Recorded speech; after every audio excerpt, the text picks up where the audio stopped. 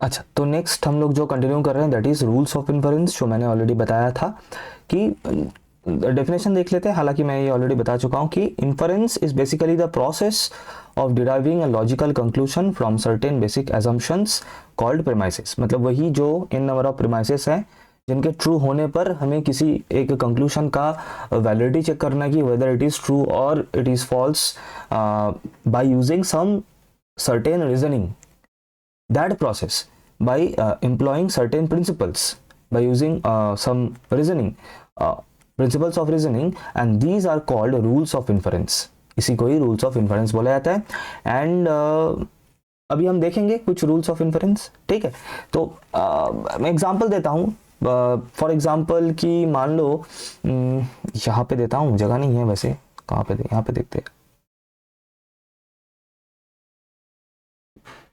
अच्छा, सपोज मेरे पास है P एंड Q एंड मैं ये मान के चल रहा हूं कि this is a true statement, ठीक है। और रादर मैं इसको एज ए प्रीमाइस ले रहा हूं, as a given statement as a premise ले रहा हूं। और मैंने ऑलरेडी बताया कि premises are taken to be true, premises are already true. Basic assumptions जो है, जो या फिर जो गिवन स्टेटमेंट है जिसको हम लोग प्रीमाइसेस बोल रहे हैं, इनको हमें ट्रू मान के ही कंक्लूजन का वैलिडिटी चेक करना है। तो वैसे ही एक प्रीमाइसेस मैंने लिया है कि P एंड Q। अब तुम लोग मुझे ये बताओ कि अगर P एंड Q एक ट्रू स्टेटमेंट है तो यहां से मैं कंफर्म होके श्योरली क्या चीज कंक्लूड कर सकता हूं? एक दो ऐसा रिजल्ट जो मैं डेफिनेटली कंक्लूड कर सकता हूं, जैसे कि one of them is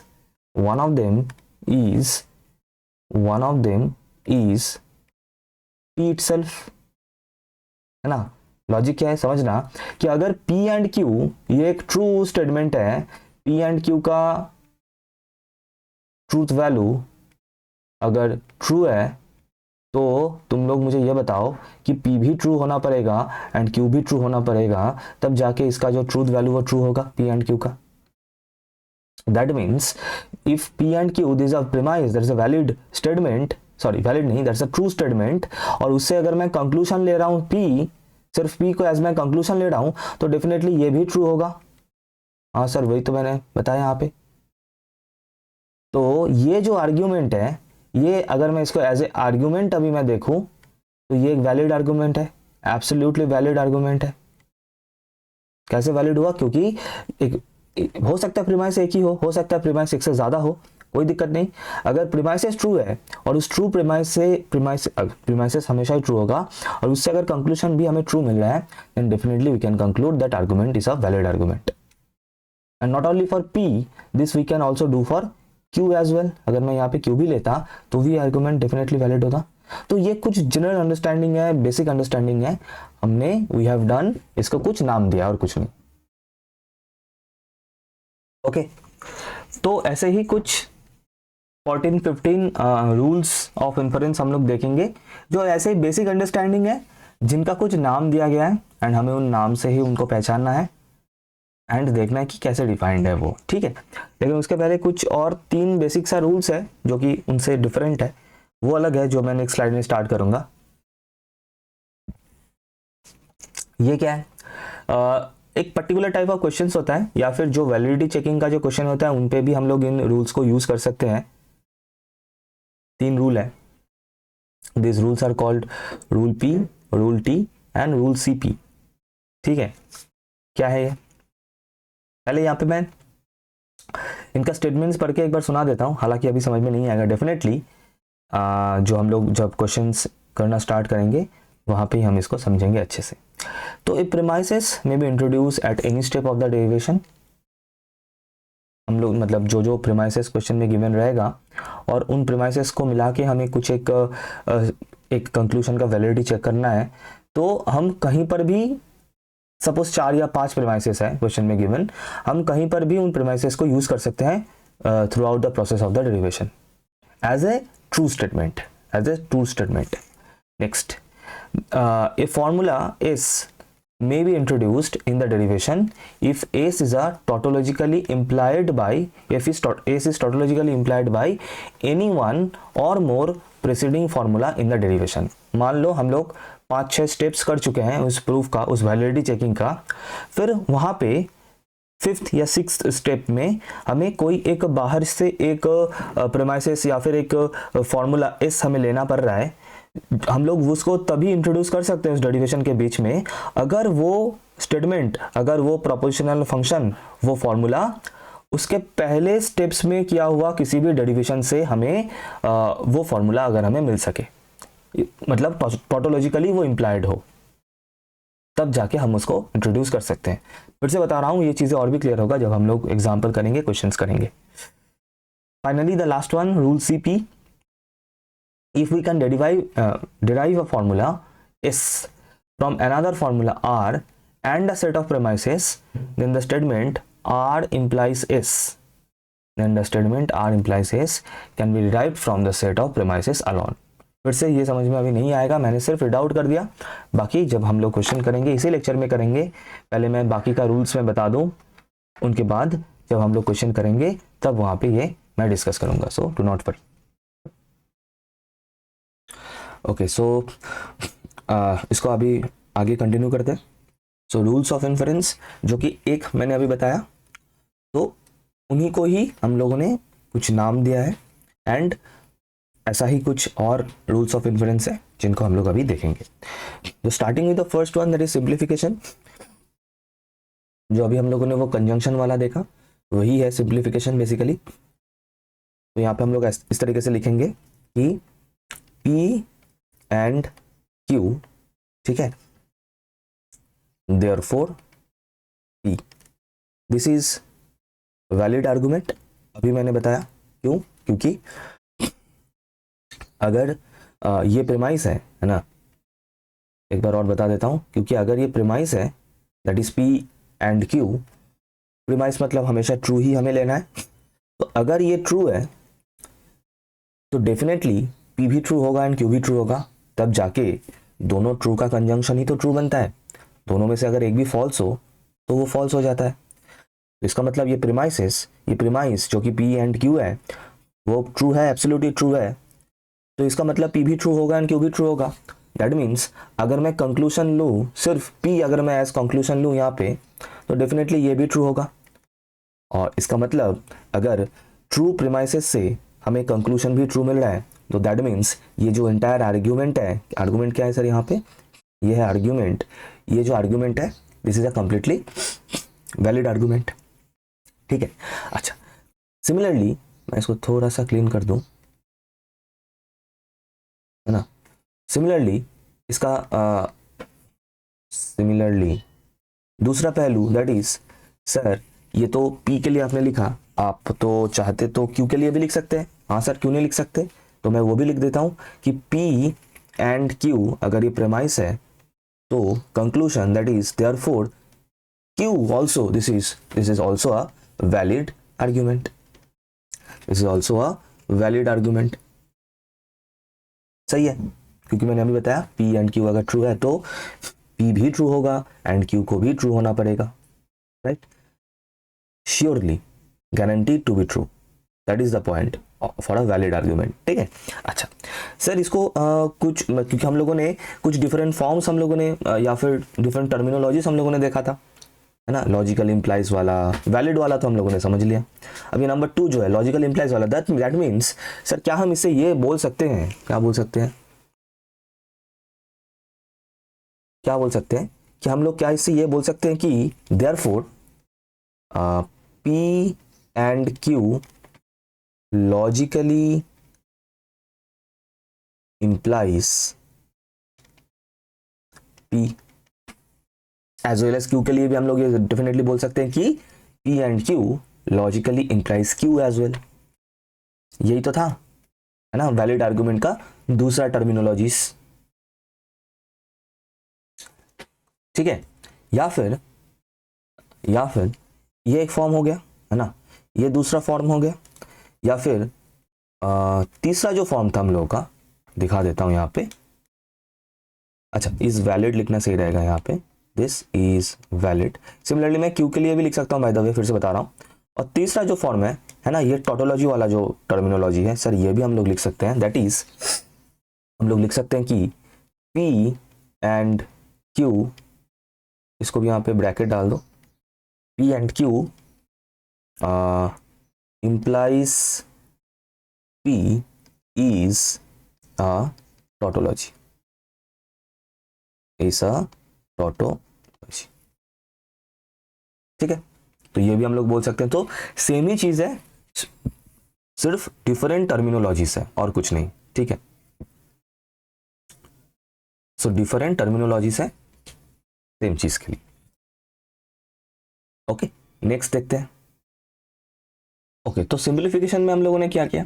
simplification में हम लोगों ने चीजों को ब्रेक किया है ना. दो हम लोगों के पास दो फंक्शन था, प्रोपोजिशनल फंक्शन दो था, P एंड Q, और हमने उसको ब्रेक करके इधर P ले रहे हैं हम लोग या फिर Q ले रहे हैं in case of simplification. That is break करना, तोड़ना, है ना. अब ठीक बिल्कुल इसका उल्टा काम हम लोग करेंगे जो नेक्स्ट हम लोगों का, दैट इज इन एडिशन. क्या हम लोग लिख सकते हैं? क्या लिख सकते हैं सर? क्या हम लोग लिख सकते हैं फ्रॉम P, मतलब अगर P ट्रू है, that is P is a premise, then from इससे क्या हम लिख सकते हैं कि therefore as conclusion, therefore P और Q. बेटा समझना, लॉजिक समझना. प्रीमाइस हमेशा ट्रू है, फिर से बता रहा हूँ, गिवन स्टेटमेंट हमेशा ट्रू है. तो अगर P ट्रू है तो डेफिनेटली P और Q भी ट्रू होगा, क्योंकि और जब कनेक्टिव्स में हम लोगों ने और पढ़ा था, या फिर और का यही फंडा होता है कि दोनों में से अगर कोई भी एक ट्रू हो तो वो गारंटीड टू बी ट्रू होता है ना. दैट मीन्स अगर P ट्रू है और P ट्रू होगा क्योंकि ये प्रीमाइस है, तो डेफिनेटली P और Q भी ट्रू होगा, डेफिनेटली होगा, guaranteed to be true. That means ये जो आर्ग्यूमेंट है, this argument is a valid argument. This is valid. A को मैं हटा देता हूं बीच में से. This is absolutely valid. ठीक है, तो देखो यहाँ पे हम लोगों ने उल्टा काम किया. हालांकि वहां पे कंजंक्शन था, यहाँ पे और है, डिसजंक्शन है, लेकिन फिर भी वहां सिंप्लीफिकेशन में हम लोगों ने इसको ब्रेक किया था, एडिशन में हम लोगों ने इसको ऐड कर रहे हैं या फिर जोड़ रहे हैं, हम लोग ऐसे भी सोच सकते हैं.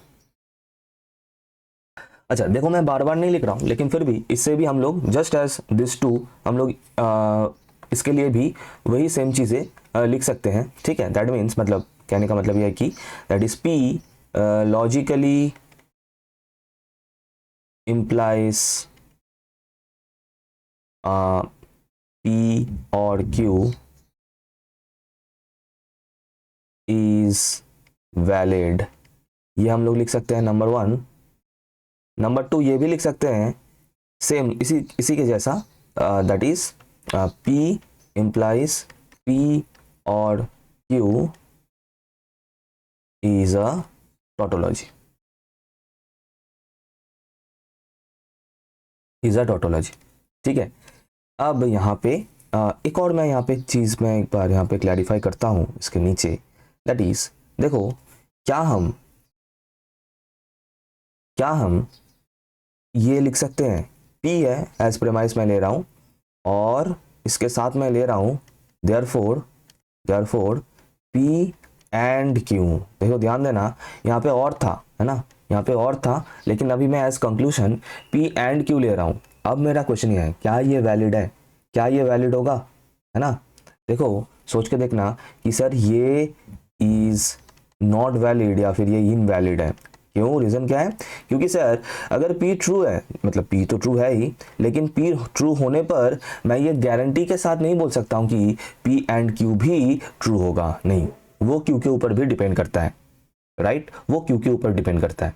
So that means this is invalid. मैं ये कब इसको वैलिड बोल सकता हूं? कि अगर इस प्रीमाइस से ये कंक्लूजन को मैं गारंटीड टू बी ट्रू बोल सकूं, है ना. कोई भी केस हो हमेशा ये ट्रू होगा, तब जाके ये वैलिड होता है, अदरवाइज ये इनवैलिड हो जाता है. तो मतलब ध्यान रखना, ये एडिशन के अंदर नहीं आएगा, सिर्फ चीजों को समझने के लिए मैंने यहाँ पे ये डाला है. ठीक है, नेक्स्ट चलते हैं. लेकिन सर अब इसी पॉइंट में, अब यहाँ पे P के साथ अगर मैं यहाँ पे Q भी रख देता इन प्रीमाइस, तो और कोई प्रॉब्लम नहीं होता. हाँ, और इसी को ही मिला के हम लोगों का जो नेक्स्ट है, that is number 3, that is conjunction बनता है. दैट इज देखो कैसे लिखना है कि मैंने प्रीमाइस में P ले लिया, मैंने प्रीमाइस में Q भी ले लिया. अब अगर मैं कंक्लूजन लूँ कि देयरफॉर P एंड Q, अब देखो ये कंप्लीटली वैलिड होगा, कंप्लीटली वैलिड होगा. और वो क्यों? क्योंकि अगर P भी ट्रू है एंड Q भी ट्रू है, देन P एंड Q भी डेफिनेटली ट्रू होगा ही होगा, guaranteed to be true, and therefore it will become valid.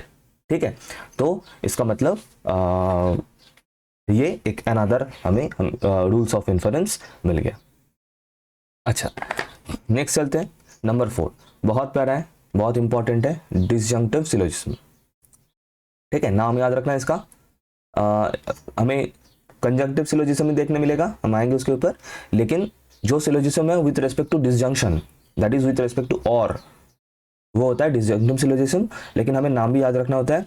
कभी कभार we can definitely see this in group A in question as well as in GATE वगैरह exam में भी, या फिर इसरो टाइप के एग्जाम में कोई भी बच्चा अगर अपियर होगा कभी भी तो भी देखने को मिल जाएगा। स्ट्रेट फॉरवर्ड नाम से ही देखने को मिल जाएगा, रूल के नाम से ही देखने को मिल जाता है। ठीक है, अच्छा, इसका देखते हैं कि कैसे ये डिफाइंड है, मतलब syllogism with respect to disjunction. ठीक है, तो मान लो मैंने यहाँ पे दो प्रोपोजिशन मैंने ले लिया, P एंड Q। ठीक है, एंड बोला मैंने P और Q, लेकिन हाँ डिसजंक्शन है, बीच में और लेना है, दैट इज P और Q मैंने ले लिया as disjunction of P English का एंड Q। ठीक है, अच्छा, अब इसके साथ, ठीक है, इसके साथ अगर इन दोनों में से किसी का भी मैं नेगेशन लूँ, फॉर एग्जांपल अगर मैं यहाँ पे इसके साथ P का नेगेशन लेता हूँ, तो एज कंक्लूजन मैं इन दोनों से क्या कंक्लूड कर सकता हूँ, दैट इज द पॉइंट जो हम कंक्लूड कर सकते हैं। अगर मैं वहां पे लिख दूं तो ये मेरा डिसजंक्टिव सिलोजिज्म का आर्गुमेंट बन जाएगा। देखो समझना इस चीज को, क्या लिया मैंने यहाँ पे दो प्रोपोजिशन का पहले तो डिसजंक्शन लिया है और दोनों में से किसी एक का नेगेशन लिया है मैंने यहाँ पे। ठीक है, तो अगर ये ट्रू है, समझना ट्रू मतलब ये प्रेमाइस है, ये भी प्रेमाइस है और ये भी प्रेमाइस है, तो प्रेमाइस मतलब डेफिनेटली ट्रू होगा। ठीक है, अब यहाँ पे लॉजिक समझना कि देखो अगर नेगेशन ऑफ P ट्रू है, अगर नेगेशन ऑफ P ट्रू है तो P डेफिनेटली फॉल्स होगा, राइट ऑब्वियस। अगर नेगेशन ऑफ P ट्रू है देन P डेफिनेटली फॉल्स होगा।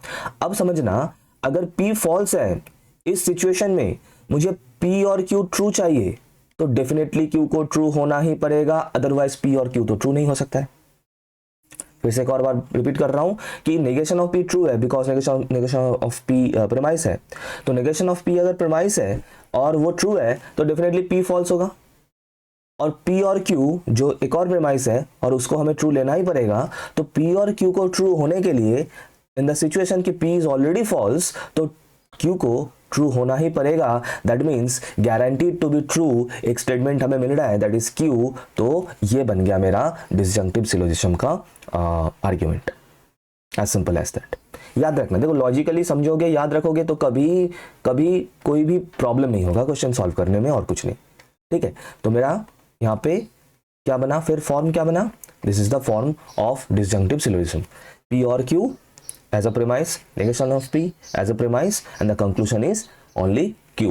मतलब यहाँ पे जिस चीज का नेगेशन लोगे दूसरा जो प्रोपोजिशन रहेगा वो हो जाएगा as a conclusion, as a guaranteed to be true वाला conclusion, and this will become valid. मैं इसको हटा देता हूं, this will become absolutely valid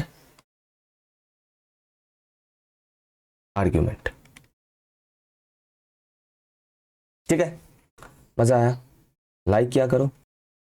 इसका दूसरा फॉर्म भी हम लोग बना सकते हैं जो अभी मैंने बताया कि देखो इस तरीके से भी इसको बना सकते हैं कि हम लोगों ने P और Q ले लिया, ये तो मस्ट है, ये प्रेमाइस हमें लेना ही है। यहाँ पे हम लोगों ने नेगेशन ऑफ P लिया था, इस बार हम लोग लेते हैं नेगेशन ऑफ Q इसके साथ। ठीक है, मैंने क्या बताया था, दोनों में से किसी का भी नेगेशन लेना है तो ऑटोमेटिकली जो दूसरा वाला प्रोपोजिशन है वो उसको ट्रू होना ही पड़ेगा और वो ट्रू हो जाएगा।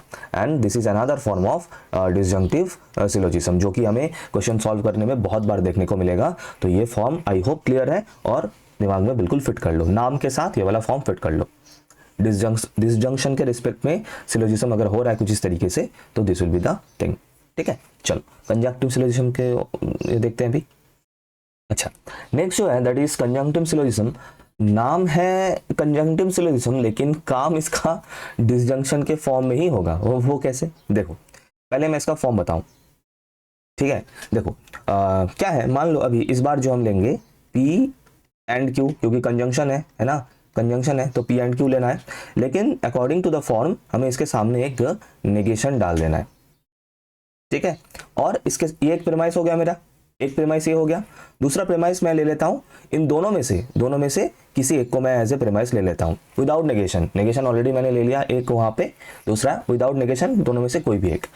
तो हम इससे बिल्कुल गारंटीड टू बी ट्रू क्या कंक्लूड कर सकते हैं, दैट इज माय क्वेश्चन।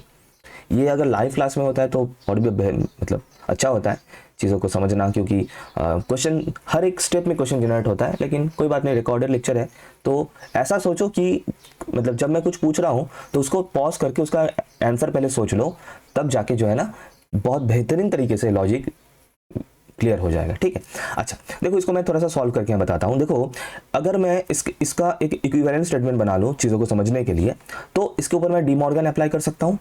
याद है ना De Morgan, negation of P and Q, इसका according to De Morgan's law क्या होता है, negation of P and negation of Q, remember. तो वही मैं यहाँ पे लिखूंगा, नेगेशन ऑफ पी और नेगेशन ऑफ क्यू।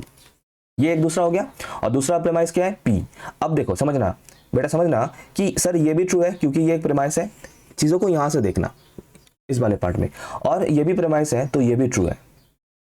ठीक है, तो अभी मैं इन दोनों से क्या कंक्लूड कर सकता हूँ समझना। देखो अगर P ट्रू है, समझना थोड़ा सा इंक चेंज कर लूँ, आई होप समझ ही गए होंगे क्योंकि जस्ट लास्ट जैसा ही इसका वर्किंग प्रोसीड्यूर है। अगर P ट्रू है तो that means negation of P will definitely be false. लेकिन अगर मुझे इस स्टेटमेंट को ट्रू चाहिए, that is negation of P and negation of Q को एज ट्रू चाहिए, और इन द सिचुएशन की negation of P already false है, तो नेगेशन ऑफ Q को डेफिनेटली ट्रू होना पड़ेगा, तब जाके इन दोनों का और ट्रू बनेगा। तो यहाँ पे हमें एकदम कंफर्म क्या कंक्लूजन यहाँ पे मिल रहा है sir, negation of Q as conclusion हमें यहाँ पे मिल रहा है। तो इसका मतलब इससे जो कंक्लूजन मिलेगा that is negation of Q and it is valid argument for conjunctive syllogism. तो कैसे इसका काम हो रहा है, नेगेशन ऑफ दोनों कोई भी दो प्रोपोजिशन का कंजंक्शन, ओके, उसके साथ दोनों में से किसी भी एक को हमें लेना है एज अनदर प्रेमाइस, और उससे हम लोग कंक्लूड कर सकते हैं जो यहाँ पे ले रहे हैं उसे छोड़ के जो दूसरा प्रेमाइस है, दूसरा जो प्रोपोजिशन है उसका negation is the conclusion in this case of conjunctive syllogism. ठीक है, इसका दूसरा फॉर्मेट भी बना सकते हो बिल्कुल सेम तरीके से। क्लियर है, आई होप ये ऑलरेडी तुम लोग बना सकते ही हो, कोई ऐसा दिक्कत है नहीं। That is negation of P and Q। अभी मैं इसके साथ मान लो Q को ले लेता हूं एज प्रेमाइस, तो इससे हम लोग क्या कंक्लूड कर सकते हैं, that is therefore negation of P will be the conclusion in this case and this is a valid argument and for conjunctive syllogism. I hope clear है concept. Okay, next चलते हैं। अच्छा, अब ये जो महाशय है यहाँ पे modus ponens, modus ponens जो है ये one of the most important rule of inference है, जो कि हमें बहुत ज़्यादा यूज़ करना होता है जब भी हम लोग कुछ क्वेश्चन सॉल्व करते हैं फ्रॉम प्रोपोजिशन लॉजिक। सबसे ज़्यादा यूज़ होने वाला यही है। और इसके साथ ये देखो, ये वाला जनरली कहीं पे नहीं मिलता है, लेकिन मैंने यहाँ पे इंक्लूड किया है ढूंढ के या फिर पढ़ के।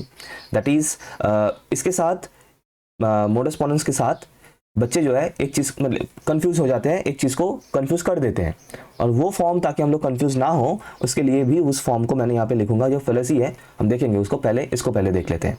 लेकिन हाँ, फिर से बता रहा हूँ ये बहुत ही ज़्यादा इंपॉर्टेंट है, इसको अच्छे से याद रखना, दिमाग में बिल्कुल इसको फिट कर लेना, क्योंकि सबसे ज़्यादा यूज होता है ये मोडस पोनेंस। तो let us see the form. अच्छा, तो फर्स्ट जो प्रीमाइस है अगर वो होगा, अगर वो हम लेंगे P इम्प्लाइज Q, इम्प्लीकेशन वाला हमेशा इंपॉर्टेंट हो ही जाता है। और दूसरा प्रीमाइस हम लेंगे P that is the antecedent, क्योंकि हमें पता है ये जो इम्प्लीकेशन होता है, इस इम्प्लीकेशन में जो ये LHS है इसको हम लोग बोलते थे एंटीसीडेंट। आई होप ये नाम याद है, बहुत बार हम लोगों ने देखा है इन द फर्स्ट लेक्चर। और जो Q है, जो RHS है, उसको हम लोग बोलते हैं कंसिक्वेंट। ये दोनों टर्म थोड़ा सा याद होना चाहिए, डेफिनेटली याद होना चाहिए। LHS is called antecedent, RHS is called consequent. ठीक है, अच्छा, तो एक प्रेमाइस है मान लो P इम्प्लाइज Q, और दूसरा प्रेमाइस अगर हम P लेंगे तो बताओ कि इससे हम लोग क्या कंक्लूड कर सकते हैं, बिल्कुल श्योर होके। ईजी है, बहुत ईजी है। तो अगर P implies Q ट्रू है, समझना, ठीक है, एंड उसके साथ P ट्रू है, दैट इज अगर P ट्रू है, तो अगर P ट्रू है एंड P implies Q को भी ट्रू होना है तो Q को क्या होना पड़ेगा, उसे बता रहा हूं, ट्रूथ टेबल याद कर लो थोड़ा सा। ये है P implies Q जो कि मुझे ट्रू चाहिए। In what situation, in which situation कि P इज ऑलरेडी ट्रू, तो Q को क्या होना पड़ेगा तब जाके P implies Q ट्रू बनेगा। क्या Q फॉल्स होने से ये पॉसिबल होगा? नहीं सर, अगर Q फॉल्स होगा तो P implies Q फॉल्स हो जाएगा। That means Q is guaranteed to be true in order to have P implies Q is true. P implies Q को ट्रू पाने के लिए Q is guaranteed to be true. That means यहां से जो assured conclusion हम लोग लिख सकते हैं that is Q will definitely be true. This is called modus ponens. ठीक है, और अगर तुम लोगों को याद होगा, तो हम लोगों ने जिस एग्जाम्पल से स्टार्ट किया था वो राधा का बर्थडे वाला, क्या है स्लाइड में, हाँ, तो सर ये यही वाला केस बना था जो दूसरा एग्जाम्पल हम लोगों ने किया था। देखो P implies Q और ये है P, है ना, तो definitely the conclusion will B Q, the conclusion will be Q and that is valid and that is why ये एक वैलिड आर्गुमेंट बना था, है ना। यहाँ पे क्या सिचुएशन बन रहा है, हाँ देखो ये सेम सिचुएशन यहाँ पे बना था। तब मैंने इसका नाम नहीं बोला था डेफिनेटली, क्योंकि हम तब नाम इसका हम लोग नहीं ले सकते थे, क्योंकि नाम अभी हम लोग देख रहे हैं। तो यही होता है मॉडस पोनेंस। अब इससे एक जो बहुत जनरल गलती बच्चे कर देते हैं वही करेंगे जिनका कंसेप्ट क्लियर नहीं होगा, और कुछ नहीं। जिन बच्चों का कंसेप्ट क्लियर है, जो बिल्कुल चीज़ों को स्टेप बाय स्टेप पढ़ रहे हैं, जिस तरीके से मैं यहाँ पे शेयर कर रहा हूँ चीज़ों को, उनका ये गलती नहीं हो सकता। अब गलती क्या होता है, एक गलती यहाँ पे बच्चे ये कर देते हैं, देखो क्या लिखा है, फेलेसी, दैट इज मिस्टेक। कौन सा, क्या mistake sir? Mistake of affirming the consequent. That is premise, तो पहला प्रेमाइस तो सब ठीक ही लेते हैं, P implies Q, हाँ ये तो समझ गया, हाँ ठीक है सर। लेकिन दूसरा प्रेमाइस एज Q अगर हम ले ले, या फिर अगर Q एज प्रेमाइस, दूसरा प्रेमाइस अगर मिले हमें, तो इससे एज ए कंक्लूजन हम P को, अगर ये सिचुएशन हो जाए जो बच्चे गलती कर देते हैं, मैं इसको समझाता हूं, तो फिर ये इज इनवैलिड। देखो क्या लिखा है, affirming the mistake of affirming the consequent. P और Q में से कंसिक्वेंट कौन सा है सर? जो RHS है उसी को कंसिक्वेंट बोलते हैं, दैट इज Q। तो अगर हम लोग Q को कंफर्म कर दें यहाँ पे एज ए प्रेमाइसेस, Q को अगर ऐसे ट्रू ले लें, अब यहाँ पे चीजें समझना जो मैं ऑलरेडी समझा चुका हूँ बहुत बार, that is P implies Q is true, premise है तो डेफिनेटली ट्रू होगा, and Q is also true as another premise. अब तुम लोग ये बताओ, मैं यहाँ पे थोड़ा सा ट्रूथ टेबल में बता दूं कि सर मेरे पास है P implies Q है जो कि ट्रू है, और दो और जो प्रोपोजिशंस हैं उनमें से Q इज ट्रू। अब तुम लोग ये बताओ कि P implies Q को ट्रू होने के लिए, जब Q ट्रू है, क्या ये जरूरी है P भी ट्रू हो? क्या ये जरूरी है P भी ट्रू हो? क्योंकि हमें पता है कि अगर P फॉल्स भी होगा तो भी ये ट्रू होगा। सर P अगर ट्रू भी होगा तो ट्रू होगा ही डेफिनेटली, लेकिन अगर P फॉल्स भी होगा एंटीसीडेंट के ऊपर डिपेंड नहीं करता है। कब? अगर कंसिक्वेंट ट्रू हो जाए तो। दैट मीन्स यहां से अगर कोई बच्चा P को कंक्लूड करेगा as guaranteed to be true statement, तो वो तो गलत हो जाएगा फिर, क्योंकि हम देख रहे हैं कि अगर P फॉल्स भी होगा तो भी ये दोनों ट्रू होना है, तो भी ये दोनों ट्रू होगा, नो प्रॉब्लम। दैट मीन्स मैंने ये बताया था एक आर्ग्यूमेंट वैलिड तभी होगा जब उसका conclusion is guaranteed to be true हो। अगर ऐसा डिलेमा हो कि सर ट्रू भी हो सकता है, फॉल्स भी हो सकता है, तो भी सेटिस्फाई हो जाएगा, तो वो एक वैलिड स्टेटमेंट नहीं होगा, that will B invalid statement. और यही मिस्टेक होता है यहाँ पे, बच्चे जो है P के जगह पे, दैट इज एंटीसीडेंट के जगह पे कंसिक्वेंट को ले लेते हैं और उसको वैलिड कर देते हैं, और ये हो जाता है गलत। इससे बचना है। P implies Q के साथ P एज अनदर प्रेमाइस अगर मिलेगा, दैट इज एंटीसीडेंट अगर एज अनदर प्रेमाइस हमें मिलेगा, दैट इज ये वाला केस, तब जाके जो कंसिक्वेंट है वो बनता है conclusion as a valid, as a part of a valid argument. और यही गलती हम लोगों ने उस एग्जाम्पल में भी हम लोगों ने देखा था। जो फर्स्ट वाला केस हम लोगों ने लिया था, देखो यहाँ पे क्या सिचुएशन था, यही मैंने यहाँ पे देखो बताया था, यही मैंने यहाँ पे बताया था। तब मैंने इसलिए बोला था ना, कोई थोड़ा सा वेट कर जाओ, हम लोग इसको फिर से समझेंगे, कोई दिक्कत नहीं। दैट इज यहाँ पे चीजें हो रहा था P implies Q, और यहाँ पे देखो क्यों था एज अनदर प्रेमाइस, ये देखो एज अनदर प्रेमाइस ये क्यों था, और इससे हम लोग कंक्लूड कर रहे थे पी को, इससे हम लोग कंक्लूड कर रहे थे पी को, जो कि इनवैलिड है। अभी मैंने समझाया इसी चीज को, जो कि इनवैलिड है, और वो इनवैलिड ही हमें मिला था। It is not guaranteed to be true, true भी हो सकता है, फॉल्स भी हो सकता है, तो भी ये सेटिस्फाई हो जाएगा। ठीक है, तो ये चीज यहाँ पे बहुत अच्छे से समझ लेना।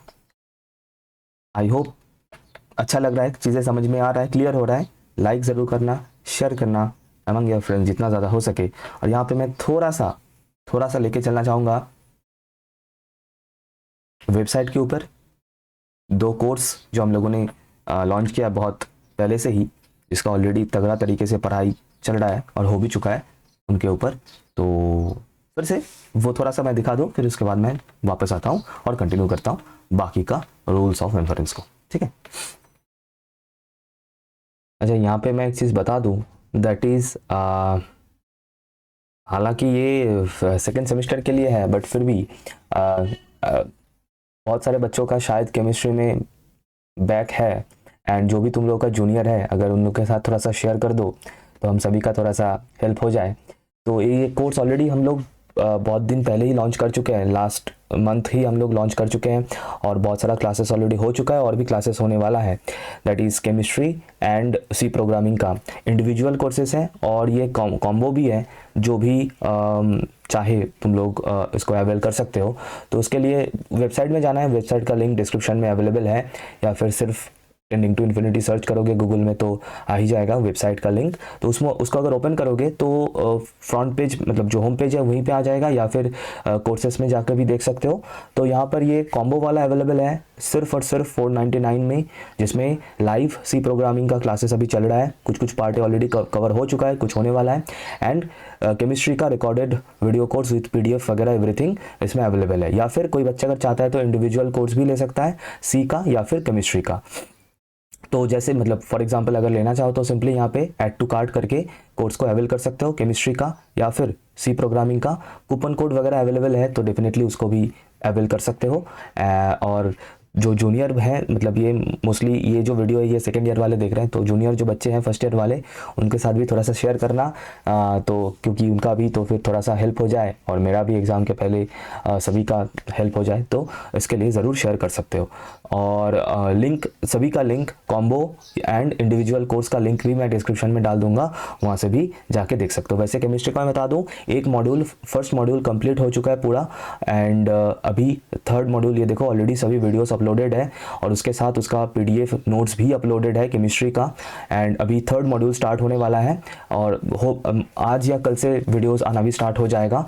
तो अगर कोई बात नहीं, अगर इसीलिए ये रिकॉर्डेड कोर्स है, कोई बच्चा अगर अभी भी ज्वाइन करेगा तो भी ये आराम से देख सकता है अपने टाइम के अकॉर्डिंग, और उसका नोट्स भी मिलता जाएगा। सिमिलरली सी का भी मैं दिखा देता हूँ, सी का भी ऑलरेडी एक सेकेंड, हाँ, सी का भी ऑलरेडी फर्स्ट मॉड्यूल का क्लासेस लगभग खत्म हो चुका है, और उसका नोट्स वगैरह भी ऑलरेडी अपलोडेड है, और सैटरडे संडे को लाइव क्लासेस होता है, एंड उसका शेड्यूल भी यहाँ पे अपलोडेड है लाइव क्लासेस का। और कोई बच्चा अगर लाइव क्लास मिस भी कर देगा तो जो रिकॉर्डेड क्लासेस वहाँ पे, मतलब ये रिकॉर्डेड फॉर्म में रहेगा, तो उसके अकॉर्डिंग देख सकते हो। तो अभी ये चाहो तो तुम लोग अवेल कर सकते हो, डिटेल मैंने थोड़ा सा बता दिया। And share among your juniors और फ्रेंड्स जिनका भी सप्ली वगैरह है, तो उससे सभी का थोड़ा बहुत अच्छे से हेल्प हो जाए। ठीक है, एंड एनीवेज, तो फिर let us continue the topic. ठीक है, चलते हैं नेक्स्ट में। देखो, ये था मोडस पोनेंस, दूसरा एक और है मोडस टॉलेंस। ठीक है थोड़ा सा कंफ्यूज मत होना, नाम याद रखना इसका, है ना, नाम और काम दोनों याद रखना। देखो मोस्टली यही पोनेंस वाला ही मोस्टली यूज होता है, और ये बिल्कुल स्ट्रेट फॉरवर्ड है ना। ऐसे भी याद रख सकते हो, पी से पोनेंस, और दूसरा जो प्रेमाइस है वो भी पी है, दैट इज एंटीसीडेंट। जिस तरीके से तुम लोग चाहो इसको याद रख सकते हो, लेकिन याद जरूर रखना। और दूसरा, इसका जो दूसरा भाई है दैट इज मोडस टॉलेंस। और ये कैसे काम होता है देखो, समझना। एक प्रेमाइस मैंने ले लिया, और इसका भी जो गलती होता है वो भी बताऊंगा। एक प्रेमाइस मैंने ले लिया, P इम्प्लाइज Q, उसको मैं सेम रख रहा हूं। दूसरा प्रेमाइस मैं ले रहा हूं, that is negation of Q, that is जो एंटीसीडेंट है ना, जो एंटीसीडेंट है, सॉरी जो कंसिक्वेंट है, थोड़ा सा मैं गलत बोला था, जो कंसिक्वेंट है उसका नेगेशन मैं ले रहा हूं एज अनदर प्रेमाइस। तो इस सिचुएशन में मैं क्या कंक्लूड कर सकता हूं as guaranteed to be true. तुम लोग फिर से वीडियो को पॉज करके जिस तरीके से मैं जज कर रहा हूं ना चीजों को, जिस तरीके से मैं लॉजिक को या फिर रीजनिंग को वेरीफाई कर सकता हूं, उस तरीके से करके देखो क्या क्या इसका आंसर क्या मिल रहा है। देखो अगर निगेशन, देखो प्रीमाइस है ये दोनों, तो डेफिनेटली ये दोनों ट्रू है, डेफिनेटली ये दोनों ही एब्सोल्युटली ट्रू है। अब सिचुएशन समझना कि अगर नेगेशन ऑफ क्यू ट्रू है एज प्रीमाइस, तो क्यू जो है उसको तो फॉल्स होना ही पड़ेगा, वो तो क्यू फॉल्स है। अब समझना यहां पे अगर P इंप्लाइज Q ट्रू है, given that Q is false, तो P को क्या होना पड़ेगा सर, P को क्या होना पड़ेगा सर, P को तो ट्रू सॉरी P को तो फॉल्स होना ही पड़ेगा, है ना। याद करो इसका ट्रूथ टेबल, इसलिए सब कुछ मैं साथ में लेके चलता हूं। देखो P इंप्लाइज Q मैंने यहाँ पे लिख दिया, यहाँ पे P लिख दिया, यहाँ पे Q लिख दिया। P implies Q already true है मेरे पास एंड Q ऑलरेडी फॉल्स है मेरे पास। तो देखो बेटा समझना, यहाँ पे अगर मैं P को ट्रू ले लूं तो ट्रू फॉल्स तो सर ये तो गलत हो जाएगा, फिर in that case P implies Q तो ट्रू नहीं होगा, फॉल्स हो जाएगा। तो अगर मुझे P इंप्लाइज Q फॉल्स चाहिए, sorry P implies Q true चाहिए, तो P को क्या होना पड़ेगा सर, P को ट्रू फॉल्स होना ही पड़ेगा, P को फॉल्स होना ही पड़ेगा, तब जाके P इंप्लाइज Q ट्रू बनेगा, है ना, according to the concept of implication that we have already been discussed from the very first class of logic. जिसका मतलब P is guaranteed to be false, P is guaranteed to be false. तो sir यहाँ पे P लिख दे, अरे नहीं बेटा, क्योंकि सर यहाँ पे तो ट्रू लिखना होता है, जो कि गारंटीड टू बी ट्रू हो, गारंटीड टू बी फॉल्स को हम लोग कंक्लूजन में नहीं लिखते हैं। तो अब बताओ कि अगर P guaranteed to be false है, P guaranteed to be false है, तो फिर गारंटीड टू बी ट्रू क्या होगा सर, P का नेगेशन, सर P का negation will be guaranteed to be true. इसका मतलब इससे जो हम लोग कंक्लूड कर सकते हैं that is negation of P and this is valid, is absolutely valid argument and this is called modus Tollens. Clear है, पूरा प्रोसीड्योर क्लियर है आई होप, ठीक है। रिपीटेडली 2-4 बार देखा करो, मैं इसको थोड़ा सा क्लीन कर दूं, अदरवाइज कंफ्यूज हो जाओगे, है ना। खुद से लिखना, ये खुद से लिखना, मैं इसको क्लीन कर देता हूँ, वरना यहाँ तक तो हम लोग रख ही सकते हैं आई होप, है ना, इतना तो रख सकते हैं, इतना तो रख ही सकते हैं, ठीक है। कंफ्यूज मत होना, मतलब पूरा मत लिख लेना, जो पार्ट है ये तो मैं सिर्फ समझाने के लिए बोल रहा हूँ, उसी को समझना। ये मेरा आर्ग्यूमेंट है, ये मेरा आर्ग्यूमेंट है, 2 प्रीमाइस हो गया और 1 कंक्लूजन हो गया, ये मेरा आर्ग्यूमेंट है और ये वैलिड है, एब्सोल्युटली वैलिड है, ठीक है। अब इसका मिस्टेक वाला वर्जन क्या है, इसका फैलेसी क्या है, देखो इसका मिस्टेक ये होता है कि P इंप्लाइज Q तो ठीक है, कोई दिक्कत नहीं, इसके साथ अगर हमें नेगेशन ऑफ P मिल जाए, that is left hand side जो है दैट इज एंटीसीडेंट, उसका नेगेशन अगर हमें मिल जाए, तो इससे हम लोग अगर ये कंक्लूड कर दे एज कंक्लूजन, अगर हम लोग ले लें कि negation of Q according to the thing, ये अगर गलती हम लोग यहाँ पे कर दे तो ये इनवैलिड हो जाएगा, दिस इज इनवैलिड। और वो क्यों इज इनवैलिड, और वो कैसे, देखो समझना sir, negation of P true है, बहुत बढ़िया, दैट मीन्स P फॉल्स होगा, और P इंप्लाइज Q भी ट्रू है, क्योंकि ये दोनों प्रेमाइस है, तो डेफिनेटली ये ट्रू है। अब देखो P इंप्लाइज Q मुझे ट्रू चाहिए, okay, and P false itself, तो Q को क्या होना पड़ेगा in order to be P implies Q हमें ट्रू मिले। वैसे बता रहा हूं, P is false, that is proved, that is already we have P is false and we want P implies Q as true, तो Q के ऊपर क्या कुछ रेस्ट्रिक्शन है सर हम लोगों ने पढ़ा था इन इम्प्लीकेशन कि अगर P फॉल्स हो जाए तो Q डजंट मैटर ये ट्रू हो या फॉल्स हो, P इंप्लाइज Q हमें हमेशा ट्रू ही मिलेगा। दैट मीन्स नेगेशन Q या फिर Q, इवन यहाँ पे अगर मैं Q भी सोचूं एज कंक्लूजन, तो मैं गारंटी के साथ नहीं बोल सकता हूं कि दिस विल बी फॉल्स और this will be true, anything true और फॉल्स, ये कुछ भी मैं फॉल्स तो नहीं चाहिए, हालांकि सिर्फ ट्रू चाहिए, अच्छा ठीक है सिर्फ मैं ट्रू लिखता हूं, मैं गारंटी के साथ नहीं बोल सकता हूं कि हमेशा ट्रू होगा, it will always be true, that I can not say with guarantee, no, Getting my point? That means this will become an invalid argument. This will become an invalid argument. तो यहाँ पे ये गलती से बचना, ठीक है। तो हमें यहाँ पे Q का कॉम्प्लीमेंट लेना है एज करेक्ट प्रेमाइस, एंड तब जाके हमें as conclusion negation of P मिलता है, और ये होता है एक वैलिड स्टेटमेंट, एक वैलिड आर्ग्यूमेंट। लेकिन अगर ये सिचुएशन हो रहा है किसी भी केस में या फिर गलती से व्हाटएवर, तो फिर ये इनवैलिड हो जाएगा। Be very careful about it, ठीक है। नेक्स्ट चलते हैं नंबर 10, ट्रांजिटिविटी। बहुत प्यारा है, ठीक है, और मैंने इसके लिए पूरा एक पेज छोड़ा है, बहुत प्यारा है। थोड़ा सा कंफ्यूज हो सकते हो, लेकिन डू नॉट वरी, है ना, कंफ्यूज मत होना। जो जिस तरीके से मैं भी लेके जाऊंगा मेरे साथ चलना, तो फिर प्रॉब्लम नहीं होगा। बाय द वे, ट्रांजिटिविटी हम लोगों ने कहाँ पढ़ा था, ये ज़रा कमेंट में बताना कि सर कौन से चैप्टर में हम लोगों ने ट्रांजिटिविटी प्रॉपर्टी ऑलरेडी हम लोग पढ़ चुके हैं, कवर कर चुके हैं। तो कुछ इस तरीके से काम होता था कि if A B is there and if B C is also there, then if A C मतलब is also present, then we call the transitivity is satisfied, है ना। If AB is there and BC is there, then if also AC is there, then we say the transitivity is satisfied, right? तो इसी तरीके से हमारा यहाँ पे transitivity rule जो है इन्फरेंस में वो बना हुआ है। दैट इज, मैं लिख देता हूँ कि if P implies Q and दूसरा है that is Q implies R, अगर ये दोनों मेरा प्रेमाइस है, तो मैं इन दोनों से क्या कंक्लूड कर सकता हूं as a guaranteed to be true statement. Sir देखो दिख रहा है ना, A and B and C, sir A B B C, तो ट्रांजिटिविटी क्या बनाएगा sir, A C, that is P implies R. Sir क्या ये वैलिड है? अब हाँ, ये सर लिख तो दिया आपने, वैलिडिटी तो चेक नहीं किया, है ना, वैलिडिटी भी तो देखना है हमें कि सच में क्या ट्रू होगा या नहीं होगा, वो भी तो हमें देखना है। आ जाओ चेक कर लेते हैं, कौन सी बड़ी बात है। देखो, तो मैं ये बोल रहा हूँ कि ये पहले तो ये ट्रांजिटिविटी रूल है इन्फ्लुएंस का, एंड दूसरा ये कि ये एक वैलिड स्टेटमेंट है। मैं ये बोल रहा हूँ ये वैलिड स्टेटमेंट है, लेकिन ऐसे बोलने से क्या होगा सर, प्रूफ करके बताओ, चेक करके बताओ, आ जाओ। तो क्या, तो फिर अगर ये दोनों प्रेमाइस है तो ये भी ट्रू है एंड ये भी ट्रू है, क्योंकि ये दोनों प्रेमाइस है।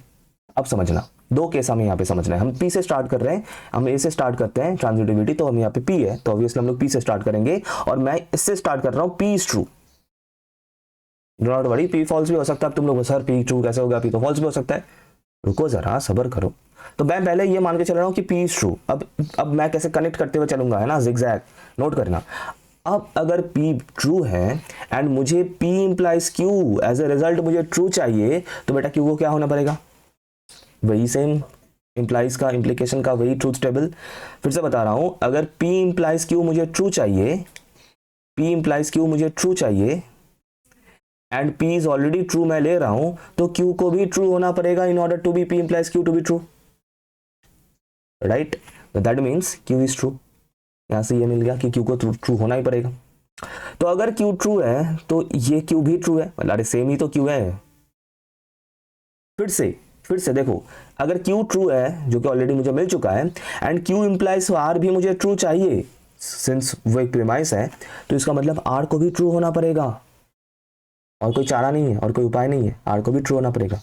तो that means P implies R, that is ये भी ट्रू है और R भी ट्रू है, ट्रू इंप्लाइज ट्रू, ये हमेशा ट्रू होगा, it will always be true, yes और no, it will always be true.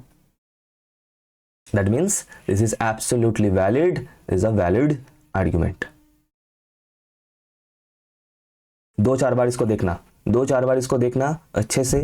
मैं इसको क्लीन कर देता हूँ, या फिर एक काम करता हूँ, इस लॉजिक को रहने देता हूँ, है ना, ताकि तुम लोग जब बाद में इस पीडीएफ को देखोगे तो ताकि मतलब ये रहे और कनेक्ट कर सको। मैं एक सादा फॉर्म में पूरा इसको एक बार और लिख देता हूं, सिर्फ ट्रांजिटिविटी आर्ग्यूमेंट को, that is P implies Q, Q implies R, and the argument is P implies R is valid. ठीक है, this is the argument of transitivity. देखो कंफ्यूज मत होना, ये जो मैंने ये सिर्फ समझाने के लिए ये चीज है यहाँ पे, ठीक है, समझाने के लिए है। अच्छा, अब हाँ मुझे पता है तुम लोग जाग गए, सर अभी अगर आपने तो पी को ट्रू कर दिया, ये अगर फॉल्स हो जाए तो, रुको जरा सबर करो, मैं फिर से लिख लूं। अच्छा, अब बेटा समझना, अगर पी फॉल्स हो जाए, अगर पी फॉल्स हो, देखो दैट मीन्स ये वाला पी भी फॉल्स है। तो अगर पी फॉल्स है, इंप्लीकेशन में अगर क्या होता है ये, मैं हमेशा एंटीसीडेंट, हाँ, अगर इंप्लीकेशन में left hand side LHS antecedent ये अगर फॉल्स हो, तो आर कुछ भी हो, ट्रू फॉल्स कुछ भी हो, एज ए रिजल्ट ये हमेशा ट्रू मिलना है। As a result this is guaranteed to be true. कब? अगर एंटीसीडेंट फॉल्स हो जाए। तो दिस इज ट्रू क्योंकि ये एक प्रीमाइस है, दिस इज ऑल्सो ट्रू क्योंकि ये एक प्रीमाइस है, एंड उससे जो रिजल्ट, जो कंक्लूजन हमें मिल रहा है वो भी ट्रू होगा हमेशा, in case if you are taking P is false. That means this is a valid argument irrespective of कि पी हम लोग ट्रू ले रहे हैं या फिर फॉल्स ले रहे हैं। ट्रू से भी मैंने बता दिया, फॉल्स से भी मैंने बता दिया। अगर पी फॉल्स होगा तो ये जो कंक्लूजन वाला लाइन देखना, पी अगर फॉल्स होगा तो आर का वैल्यू कुछ भी हो, ट्रू या false, P implies R will always be true, guaranteed to be true, जब एंटीसीडेंट खुद ही फॉल्स है बाय डिफॉल्ट वाला इंप्लीकेशन में। This is a valid argument, ठीक है, और यही है ट्रांजिटिविटी रूल। अच्छा नेक्स्ट चलते हैं नंबर 11। अब देखो, अब ये थोड़ा सा कंफ्यूजिंग है क्योंकि इसका नाम ही है कंफ्यूजन, नहीं नाम कंफ्यूजन नहीं है, नाम है डिलेमा, डिलेमा कुछ भी बोलो।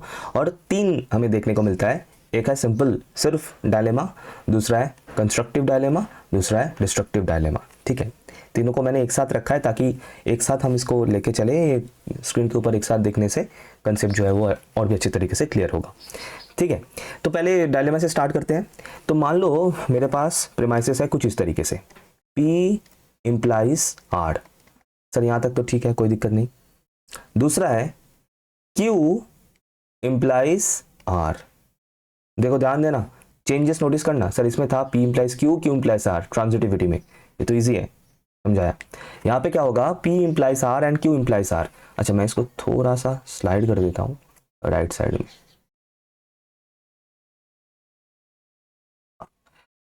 फिर एंड यहाँ पे ये दोनों जो LHS है, दोनों इंप्लीकेशन का P एंड Q, मैं इसके साथ इसका कंजंक्शन भी ले लेता हूं, दैट इज P और R। तो ये मेरा तीन प्रीमाइस हो गया इन केस ऑफ डायलेमा। और मेरा क्वेश्चन है कि इससे मैं किस चीज को कंफर्म होके कंक्लूड कर सकता हूं, तुम लोग बताओ, यू टेल मी कि सर इससे इसको हम लोग कंक्लूड कर सकते हैं बिल्कुल श्योर होके, P implies R is true, Q implies R is also true क्योंकि ये तीनों हैं प्रीमाइसेस, एंड इसके साथ हम लोगों ने दोनों एंटीसीडेंट का कंजंक्शन सॉरी डिसजंक्शन लिया है और लिया है, दैट इज ये भी ट्रू। तो इससे हम लोग क्या कंक्लूड कर सकते हैं, बिल्कुल एश्योर, बिल्कुल कंफर्म करके। देखो समझना, मैं समझा रहा हूँ चीज़ों को, पहले वीडियो को पॉज करके खुद से समझ लो, फिर उसके बाद देखो तो बेहतरीन होगा। अदरवाइज देखो, अगर P और Q है ना, थर्ड से, ये तीसरा, ये जो है थर्ड प्रेमाइस है, इससे देखो स्टार्ट करना कि अगर P और Q ट्रू है तो दैट मीन्स हमारे पास तीन केस हो सकता है। क्या क्या sir? That is P true हो एंड Q फॉल्स हो, या फिर P फॉल्स हो एंड Q ट्रू हो, या फिर दोनों ही ट्रू हो। ये तीन केस हमारे साथ हो सकता है in case of this third premise to be true, है ना। P और Q का अगर ट्रू हो तो दोनों में से किसी एक का ट्रू होने से हो जाएगा, या फिर अगर दोनों ही ट्रू हो जाए तो भी हो जाएगा। तो ये सिचुएशन है। अब यहां पे चीज समझना, देखो तो फर्स्ट प्रेमाइस में हमें दिख रहा है कि P implies R is true, premise है तो वो ट्रू होगा। और अगर P ट्रू है और ये P इंप्लाइज R अगर ट्रू होना है तो R को भी ट्रू होना पड़ेगा। यस और no everyone, just case of implication, सही है सर। सेकंड केस में अगर Q ट्रू है ना, सेकंड केस में अगर Q ट्रू है और Q इंप्लाइज R को अगर ट्रू होना पड़ेगा, देन इसका मतलब R को भी ट्रू होना पड़ेगा, तब जाके ये ट्रू होगा। फिर से बता रहा हूं, फर्स्ट केस में P अगर ट्रू हो, अच्छा ये Q नहीं होगा, ये फॉल्स होना चाहिए, मैंने Q लिखा था यहाँ पे, क्यू क्यों लिखा था रुक जाओ एक सेकेंड, एक सेकेंड, इसको ठीक कर दूं। हाँ, फॉल्स बोला था मैंने, लेकिन गलती से क्यू लिख दिया था वहां पे। एनीवेज, तो फर्स्ट केस में, अगर फर्स्ट वाला केस देखे, ये मेरा फर्स्ट केस है, अगर इसको देखे कि अगर P ट्रू हो एंड मुझे P इंप्लाइज R मुझे ट्रू चाहिए, देन R को ट्रू होना ही पड़ेगा in the case of implication. Second case में, ये मेरा सेकेंड केस है, सेकेंड केस में अगर Q ट्रू हो, अगर Q ट्रू हो तो that means, and Q implies R को अगर ट्रू होना पड़ेगा तो R को भी ट्रू होना पड़ेगा in order to be Q implies R to be true, right. अब तुम लोग बोलोगे सर फर्स्ट केस में आपने सिर्फ Q का वैल्यू चेक किया, P का वैल्यू ट्रू चेक किया, Q का वैल्यू फॉल्स क्यों नहीं चेक किया? अरे बेटा, अगर फर्स्ट केस में Q अगर फॉल्स है तो R का वैल्यू कुछ भी हो, ट्रू या फॉल्स हो, तो ट्रू ही होगा हमेशा, उसका इंप्लीकेशन तो हमेशा ट्रू होगा, है ना। फिर से बता रहा हूं, फर्स्ट केस में Q इंप्लाइज R में अगर Q का वैल्यू फॉल्स हो जाए तो what ever R is true और फॉल्स, ये तो हमें एज ए रिजल्ट ट्रू ही मिलना है, तो इसीलिए मैं वो वाला नहीं ले रहा हूं। मुझे कंफर्म आंसर चाहिए, कंफर्म ट्रू या फिर कंफर्म फॉल्स चाहिए, ऐसा शेकी आंसर नहीं चाहिए मुझे। थर्ड केस जिसमें दोनों ही ट्रू है, P एंड Q दोनों ही ट्रू है। अरे सर थर्ड केस में P एंड Q अगर दोनों ही ट्रू हो, दैट इज P भी ट्रू हो, और ये रिजल्ट मुझे ट्रू चाहिए, तो R को तो ट्रू होना ही पड़ेगा। सर इसमें Q इंप्लाइज R में अगर Q ट्रू हो और मुझे एज ए रिजल्ट ट्रू चाहिए तो R को ट्रू। सर इसका मतलब सभी केसेस में, फर्स्ट सेकंड थर्ड, सभी केसेस में एक ही चीज मुझे बार बार रिपीटेटिवली कंफर्मली ट्रू होके मिल रहा है, एंड वो है महाशय R। तो ये जो तीन रिजल्ट्स हैं, ये जो तीन रिजल्ट है, या फिर सॉरी ये जो तीन प्रेमाइसेस है, इनमें से जो बिल्कुल कंफर्म ट्रू कंक्लूजन हमें मिलेगा, that is only R, and this is called dilemma, this is called dilemma. Clear? Clear? इसको मैं देखो क्लीन करूंगा, मुझे इसको हटाना है, अदरवाइज तुम लोग कंफ्यूज हो जाओगे, या फिर से वही सेम काम हम लोग चाहे तो कर सकते हैं।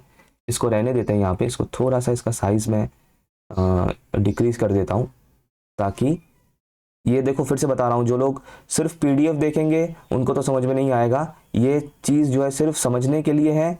बाकी जो इसका मेन फॉर्मेट है, मैं उसको येलो से यहाँ पे नीचे लिख देता हूँ, क्योंकि वो मैं हटाना नहीं चाहता, ताकि जब तुम लोग बाद में देखोगे तो ताकि तब कंफ्यूज ना हो। दैट इज क्या बना फिर situation, P implies Q, Q implies R, दो एंटीसीडेंट का conjunction sorry disjunction P and R, sorry P क्या बोल रहा हूँ, P और Q, तो इससे जो हमें कंक्लूजन मिल रहा है that is R, and this is valid. देखो इतना प्यार से, कहीं पे भी इतना प्यार से कंसेप्ट नहीं मिलेगा, एक्सक्लूसिव है ना। तो एक लाइक जरूर करना। चलते हैं नेक्स्ट में, ठीक है। नेक्स्ट देखते हैं कंस्ट्रक्टिव डिलेमा। आ जाओ, समझ रहा है, ये भी थोड़ा सा भारी भरकम है, और चेंजेस नोटिस करना, ठीक है। पहले मैं प्रेमाइसेस दे दूं। सर प्रेमाइसेस क्या है? पहला प्रेमाइस है P इंप्लाइज Q, ठीक है। दूसरा प्रेमाइस हम लेते हैं Q इंप्लाइज S, ठीक है।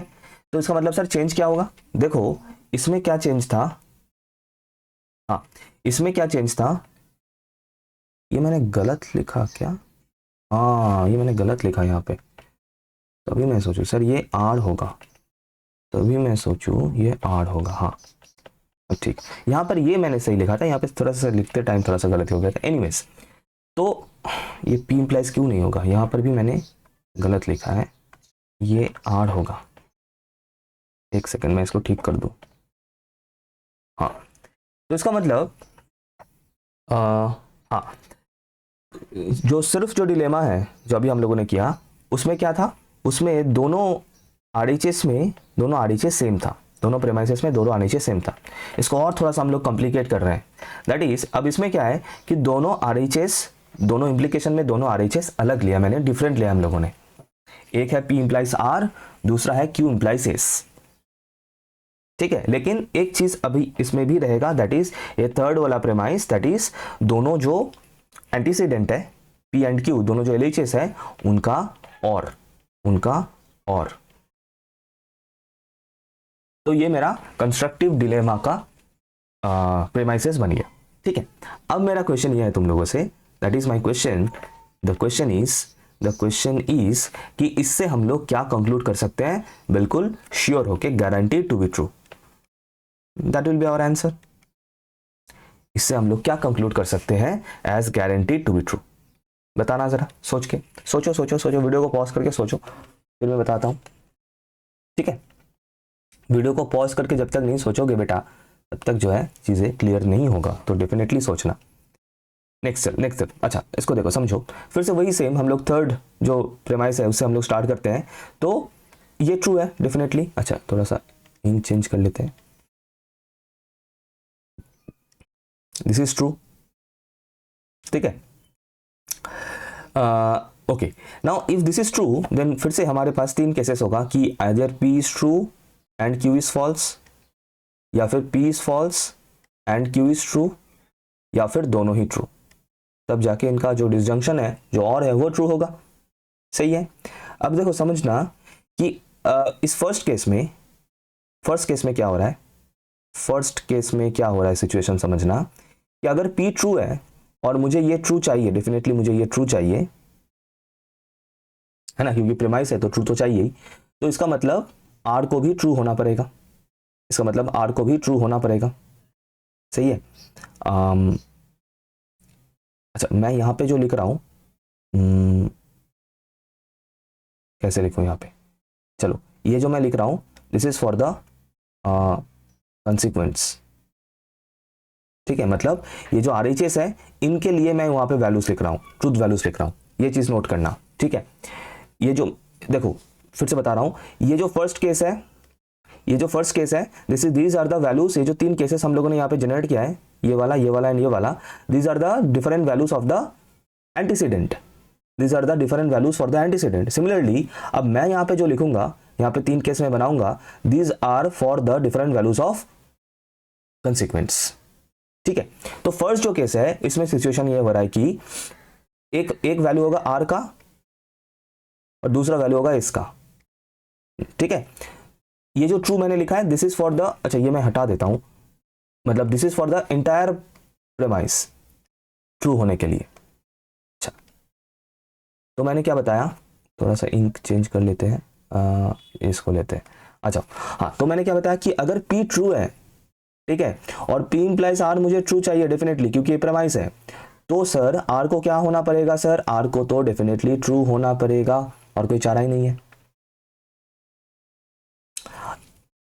फर्स्ट केस में ही सेकंड वाला प्रेमाइस को देखते हैं, दैट इज अगर Q फॉल्स है इररेस्पेक्टिव ऑफ S और मुझे ये ट्रू चाहिए, मतलब ये हमेशा ट्रू ही होगा कि इसका वैल्यू कुछ भी हो, मैं ऐसे क्रॉस लिख रहा हूं क्योंकि मैं कंफर्मली नहीं लिख सकता यहाँ पे कि एस इज ट्रू या फिर एस इज फॉल्स, इसका वैल्यू कुछ भी हो, ट्रू या फॉल्स, हमें क्योंकि Q ऑलरेडी फॉल्स हो चुका है तो डेफिनेटली उसका रिजल्ट हमें ट्रू ही मिलना है, दैट इज Q इंप्लाइज इसका रिजल्ट हमें ट्रू ही मिलना है, समझना स्टेप बाय स्टेप।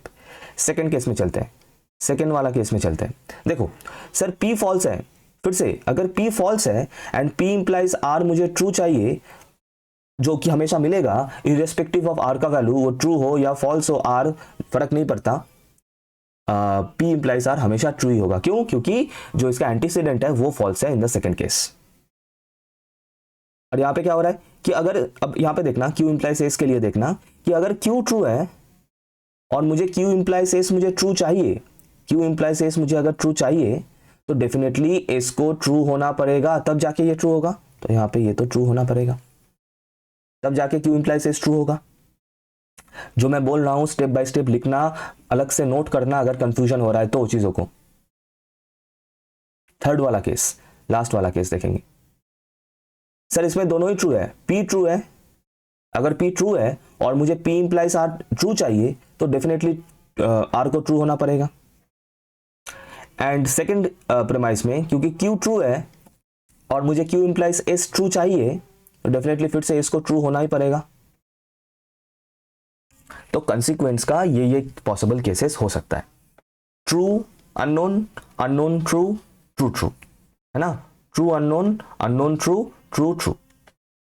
लेकिन इसमें सर एक मजेदार चीज ये है कि देखो अब समझना, अब इससे हम लोग का फाइनल आंसर ये सब करके क्या हो क्या रहा है, सर जिंदगी में हो क्या रहा है, अब बहुत कुछ हो रहा है बेटा। देखो सर वेदर अब मतलब अब अगर मैं मतलब ये जो है ये किस चीज़ का वैल्यूज़ है सर, ये आर का वैल्यूज़ है ना, वही तो मैंने बताया कंसिक्वेंस का वैल्यूज़ है।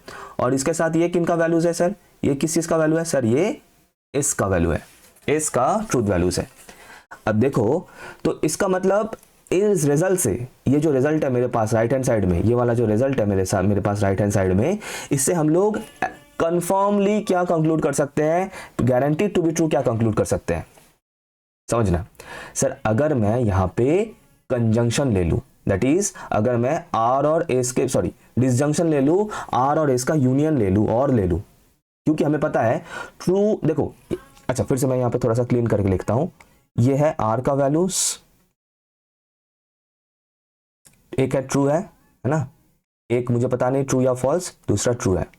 और यह एस का वैल्यूज, एक है मुझे पता नहीं क्या कुछ भी हो सकता है ट्रू या फॉल्स, एक है ट्रू दूसरा है ट्रू। अब तुम लोग बताओ, अब मैं यहां से कैलकुलेट करना चाहता हूं आर एंड एस, सोच के देखो सर, यही एकमात्र इस सिचुएशन में, ये जो रिजल्ट हमें मिला है इस सिचुएशन में आर एंड एस ही एकमात्र जो कंक्लूजन है जो कि हमें गारंटीड टू बी ट्रू मिलेगा। सर वो कैसे, देखो ट्रू एंड उसके साथ ट्रू या फॉल्स किसी का भी मैं और लूं, एज अ रिजल्ट मुझे ट्रू मिलना है। फिर से बता रहा हूं, एक तो आर तो ट्रू है, तो उसके साथ मैं ट्रू या फॉल्स किसी का भी मैं कंजंक्शन लूं, सॉरी डिसजंक्शन लूं और लूं यूनियन लूं, है ना, मुझे एज अ रिजल्ट ट्रू मिलना है। फिर से क्योंकि इन दोनों में एस ऑलरेडी ट्रू है और इनका अगर मैं यूनियन लूं, मुझे फर्क नहीं पड़ता ये ट्रू है या फॉल्स है क्या है, इसका रिजल्ट मुझे हमेशा ट्रू मिलना है। एंड जो फाइनल केस है इसमें भी दोनों ट्रू है, तो इसका और लेने से मुझे हमेशा ही ट्रू मिलेगा। तो दैट मीन्स आर और एस एक एकमात्र यहाँ पे कंक्लूजन हो सकता है इस सिचुएशन में जिसका रिजल्ट हमें हमेशा ट्रू मिलेगा। दैट मीन्स यहाँ पे कंक्लूजन क्या मिलेगा, गारंटीड टू बी ट्रू वाला कंक्लूजन क्या बनेगा सर, आर और एस। आया, मजा आया, आना भी चाहिए। इतना डिटेल में कोई नहीं बताता है, तो बिल्कुल मैंने यहाँ पे डिटेल में चीज़ों को बिल्कुल स्टेप बाय स्टेप क्लियर करके मैंने बता दिया। लाइक ज़रूर करना है, ठीक है। अच्छा शायद यहाँ पे थोड़ा सा तुम लोगों को क्लमजी लगे, तो मैं इसको भी रखता हूँ क्योंकि ये कैलकुलेशन भी ज़रूरी है, और इसके साथ जो फ्रेश फॉर्म है इसका, जो एक्चुअल फॉर्म है वो भी मैं नीचे लिख देता हूँ, ठीक है। अच्छा एक काम करते हैं, इसको थोड़ा सा मैं छोटा कर देता हूँ, नीचे यहीं पे लिख देते हैं, है ना, जिस तरीके से हम लोगों ने सिर्फ डिलेमा का सिर्फ हम लोगों ने जिस तरीके से लिखा था, इसको भी उसी तरीके से, इसको थोड़ा सा यहाँ पे मैं शॉर्ट कर देता हूँ, हो गया डन। और यहाँ पे मैं चलो देखो, तुम लोग जब बाद में देखोगे ना, जो बच्चे वीडियो देख रहे हैं उन्हें तो बताइए, जो सिर्फ PDF वगैरह से रट्टा लगा के जाएंगे उनको तो वैसे भी उनका राम नाम सत्य हो गया, फिर क्या ही बोलूँ। अच्छा तो इसको मैं क्लियरली यहाँ पे लिख देता हूँ कि P इंप्लाइज R एक प्रीमाइस हो गया, दूसरा Q इंप्लाइज S मेरा एक और प्रीमाइस हो गया, और P और Q एक और मेरा प्रीमाइस हो गया। तो इससे हम लोग जो कंक्लूड कर सकते हैं दैट इज R और S इज वैलिड। ये मेरा हो गया कंस्ट्रक्टिव डिलेमा का आर्गुमेंट, ठीक है। नेक्स्ट चलते हैं। Okay and the third one from dilemma that is destructive dilemma. देखो हम लोगों ने कंस्ट्रक्टिव डायलेमा में हम लोगों ने लेफ्ट हैंड साइड से चीज़ों को सोचा था, तो अभी हम डिस्ट्रक्टिव डायलेमा में हम राइट हैंड साइड से चीज़ों को सोचेंगे। ये डिफरेंस है दोनों में, ठीक है। कहने का मतलब फर्स्ट प्रेमाइस तो सेम ही रहेगा, P इंप्लाइज R जो उसमें भी था, Q implies S first and second बिल्कुल सही रहेगा। अब वहां पे था मतलब कंस्ट्रक्टिव में था P और Q, मतलब हम लोगों ने लेफ्ट हैंड साइड का और किया था, यूनियन किया था। अब यह चेंज होगा यहाँ पे डिस्ट्रक्टिव में, हमें अभी राइट हैंड साइड के POV से सोचना है, that is R and S के पॉइंट ऑफ व्यू से सोचना है, और वो भी कैसे, डिस्ट्रक्टिव मतलब एक नेगेटिव चीज होना चाहिए, रहना चाहिए उसमें, that is negation of R और नेगेशन ऑफ S। ये मेरा थर्ड प्रीमाइस है। तो इस सिचुएशन में मैं क्या कंक्लूड कर सकता हूं, as a guaranteed to be true statement, same तरीके से सोचना है तुम लोगों को जिस तरीके से हम लोगों ने लास्ट वाला क्वेश्चन किया। ठीक है, देखो अब समझना, बहुत अच्छे समझना। सर अगर ये ट्रू है, this is true, that means अगर ये ट्रू है मतलब समझना कि इसका मतलब negation of R and negation of S, इनमें से एक ट्रू होगा, एक फॉल्स होगा, या फिर ये फॉल्स होगा या फिर ये ट्रू होगा, या फिर दोनों ही ट्रू होगा। तब जाके तो इन दोनों का यूनियन जो है वो ट्रू होगा, इन दोनों का जो डिसजंक्शन है जो और है वो ट्रू होगा, राइट। अब बेटा उल्टा समझना, देखो मैं अब यहाँ पे क्या नोट डाउन करता हूँ कि किससे लिखे, येलो से लिखते हैं। देखो अगर नेगेशन ऑफ आर ट्रू है, दैट मीन्स आर फॉल्स होगा। उस सेम केस में नेगेशन ऑफ एस अगर फॉल्स है तो एस जो है वो ट्रू होगा। ठीक है, मतलब मैं यहाँ पे क्या बना रहा हूँ, मैं आर एंड एस का जो पॉसिबल ट्रूथ वैल्यूज है वो मैं बना रहा हूँ। कहाँ से, negation of R and negation of S से। तो यहाँ पे जो था, यहाँ पे जो ट्रूथ वैल्यूज हमें मिला था, सिर्फ उनका कंप्लीमेंट करना है, उनका उल्टा करना है। तो ये हो जाएगा सर ट्रू एंड फॉल्स, और ये हो जाएगा false and false, third case जो है ना। समझ में आया? आई होप ये क्लियर है। सर कहाँ से लिखा है आपने ये, सर आपने ये कहाँ से लिखा, मेनली जो लास्ट है, लास्ट वाला। सर मैंने लिखा कहाँ से, कहाँ से, देखो नेगेशन ऑफ आर भी ट्रू है, नेगेशन ऑफ एस भी ट्रू है, जो थर्ड वाला केस है हम लोग का इसमें। इसका मतलब आर क्या होगा, आर भी हमें फॉल्स मिलेगा उल्टा, एंड एस भी हमें फॉल्स मिलेगा थर्ड वाला केस में। तो ये सिचुएशन है। अब इस सिचुएशन में हमें पी एंड क्यू का वैल्यूज जज करना है। करें, स्टार्ट करें, अच्छा देखो इतना प्यारा है, लॉजिकली समझोगे तो कभी गलती नहीं होगा। यहाँ पे ये सिचुएशन है, देखो तो क्या है सर, आर फॉल्स है और पी इंप्लाइज क्यू मुझे ट्रू चाहिए। तो पी को क्या होना पड़ेगा sir, P implies Q as a premise ये मुझे ट्रू चाहिए, और सिचुएशन ये कि आर फॉल्स है। तो सर पी को क्या होना पड़ेगा, सर पी को भी फॉल्स होना पड़ेगा, कोई उपाय नहीं है। सेकंड वाला देख, मतलब फर्स्ट केस में सेकंड प्रेमाइस को देखते हैं कि सर ये तो ट्रू है, मतलब ये प्रेमाइस है क्यू इंप्लाइज एस, ये तो प्रेमाइस है, ये ट्रू है, और सिचुएशन ये है कि एस ट्रू है, सिचुएशन ये है कि एस ट्रू है।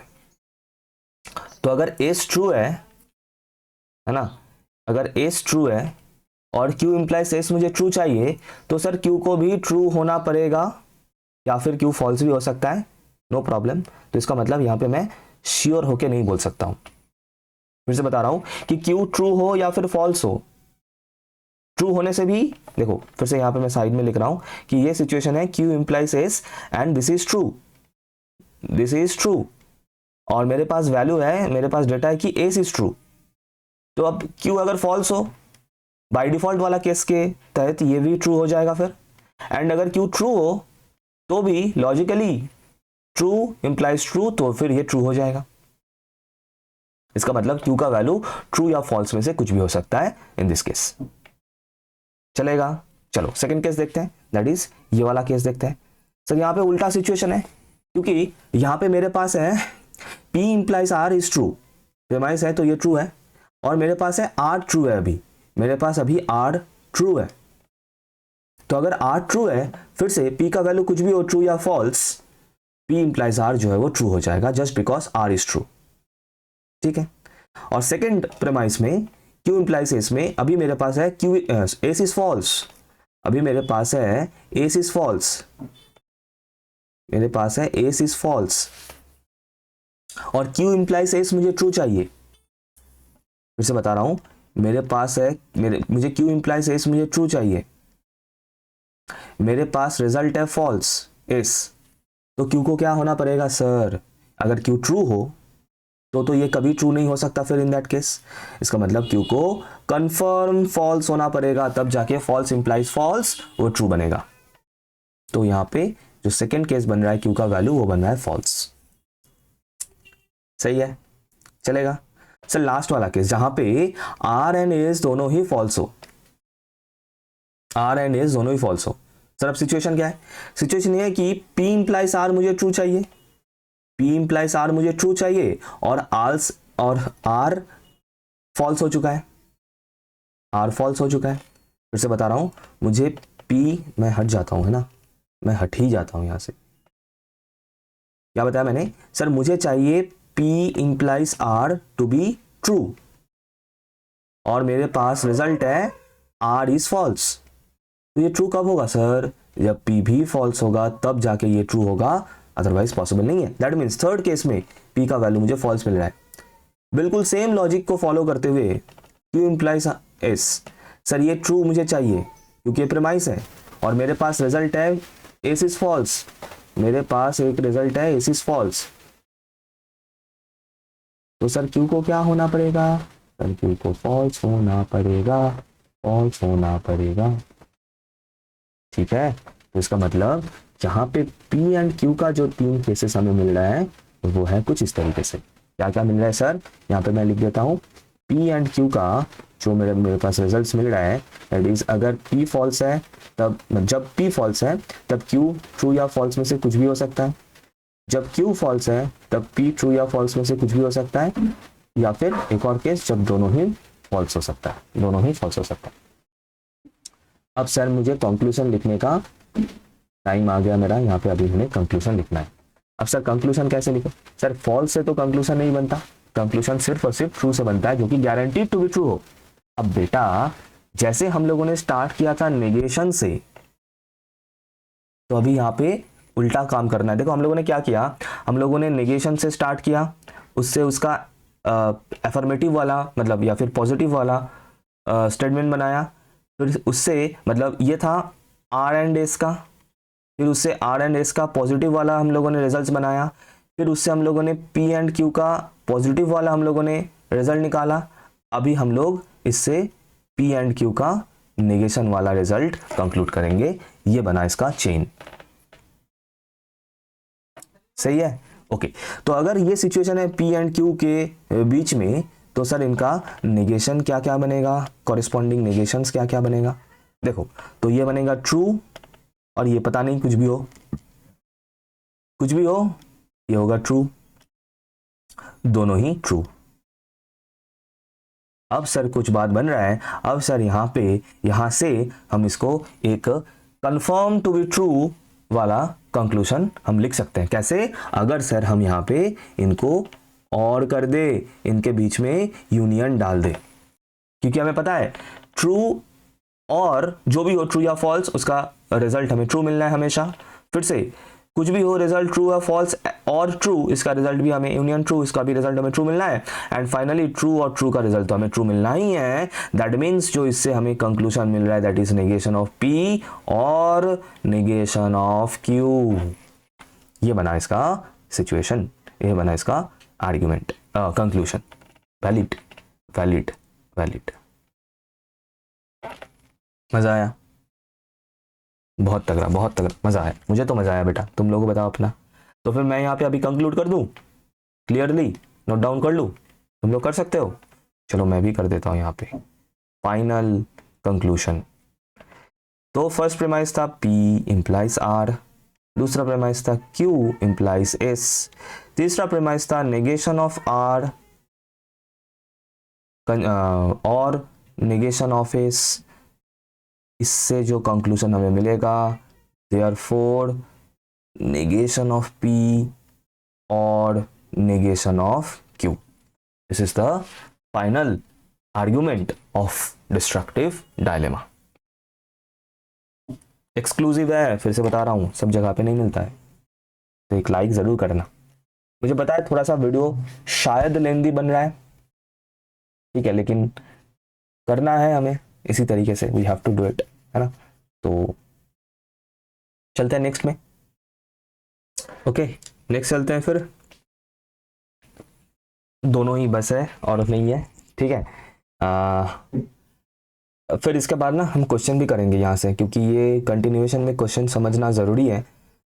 ऐसा नहीं है कि वीडियो लेंदी हो रहा है तो प्रॉब्लम होना चाहिए, क्योंकि सभी को पता है कि मैं जनरली इसी फॉर्मेट में चीज़ों को बनाता हूँ और इसी ही फॉर्मेट में बनाऊँगा, क्योंकि मतलब स्टूडेंट्स भी यही प्रेफर करते हैं, ठीक है। अच्छा, तो नेक्स्ट है रेजोल्यूशन नंबर 14। तो प्रेमाइसेस क्या है इसका, प्रेमाइसेस आर फर्स्ट वाला है P डिसजंक्शन Q, ये हो गया। दूसरा नेगेशन P और R, ठीक है। तो इससे हम लोग क्या कंक्लूड कर सकते हैं, guaranteed to be true, P और Q, नेगेशन P और R, ठीक है। अच्छा देखो समझो, पहले फिर से बता रहा हूं, पॉज करके सोचा करो, तब जाके जो है कंसेप्ट क्लियर होगा। अच्छा तो यहां पे एक चीज कंफर्म्ड है कि देखो यहां पे इस चीज को समझना, LHS को समझना, एक में है P, एक में है negation of P। That means अगर P ट्रू होगा तो नेगेशन ऑफ P फॉल्स होगा, एंड अगर P फॉल्स होगा तो नेगेशन ऑफ P ट्रू होगा। ये दोनों केस कंफर्म्ड है for the left hand side, सही है। अच्छा और अब क्योंकि ये एक प्रेमाइस है तो ये भी ट्रू है, और ये भी एक प्रेमाइस है तो ये भी ट्रू है, तो यहाँ पे राइट हैंड साइड का केसेस क्या क्या बन रहा है, राइट हैंड साइड का वैल्यूज क्या क्या बन रहा है वो हमें देखना है। आ जाओ देखते हैं। देखो जब P ट्रू है, if P is true and मुझे P और Q मुझे ट्रू चाहिए, तो फर्क नहीं पड़ता कि Q का वैल्यू क्या हो रहा है, ये ट्रू भी हो सकता है, ये फॉल्स भी हो सकता है, तो फिर ये ट्रू हो जाएगा। That means we are not sure about it, so in the first case, for the first case Q can be true, can be false, ठीक है। अच्छा सर R का क्या हाल चाल है, तो यहां पे देखो क्या हो रहा है कि अगर नेगेशन ऑफ P फॉल्स है और मुझे negation of P union R इसका वैल्यू ट्रू चाहिए, तो R को ट्रू होना ही पड़ेगा, R शुड बी ट्रू, इसको होना ही पड़ेगा, अदरवाइज इन दोनों का यूनियन ट्रू नहीं हो सकता है। तो दैट मीन्स ये हो गया ट्रू। सेकेंड केस में चलते हैं, है ना, ये हम लोग का फर्स्ट केस हो गया, अभी हम चलते हैं सेकेंड केस में। सेकेंड केस में है P false, P is false as you can see here, है ना, P इज फॉल्स, और मुझे चाहिए P और Q ट्रू चाहिए। तो इसका मतलब P क्योंकि फॉल्स है, P क्योंकि फॉल्स है तो Q को तो ट्रू होना ही पड़ेगा, तब जाके ये ट्रू होगा, क्या, P और Q। सेकेंड प्रेमाइस में क्या हो रहा है, sir negation of P true है, नेगेशन ऑफ P ट्रू है, तो इसका मतलब R जो है ये ट्रू हो सकता है या फॉल्स हो सकता है, कुछ भी हो, हमें रिजल्ट ट्रू मिल जाएगा। Negation of P union R का रिजल्ट हमें ट्रू मिल जाएगा। दैट मीन्स कोई कंफर्म ऐसा नहीं है कि ट्रू ही चाहिए या फिर फॉल्स ही चाहिए, कुछ भी हो हमें रिजल्ट मिल जाएगा एज ट्रू। तो ये सिचुएशन है, तो ये सिचुएशन है for the RHS, for Q and R, ठीक है। मतलब ये दोनों जो वैल्यूज हो गया ये Q के लिए, ये दोनों जो वैल्यू हो गया R के लिए। तो सर इससे हम लोग गारंटीड टू बी ट्रू क्या कंफर्म कर सकते हैं, गारंटीड टू बी ट्रू हम लोग ये कंफर्म कर सकते हैं। देखो Q एंड R दोनों केस में, Q एंड R मतलब फर्स्ट केस अगर देखें तो Q एंड R में से कोई एक ट्रू है, एंड सेकेंड केस अगर हम देखें फिर से Q एंड R में से कोई भी एक ट्रू है। दैट मीन्स इन दोनों का अगर मैं यूनियन कर दूं, दैट इज इन दोनों का अगर मैं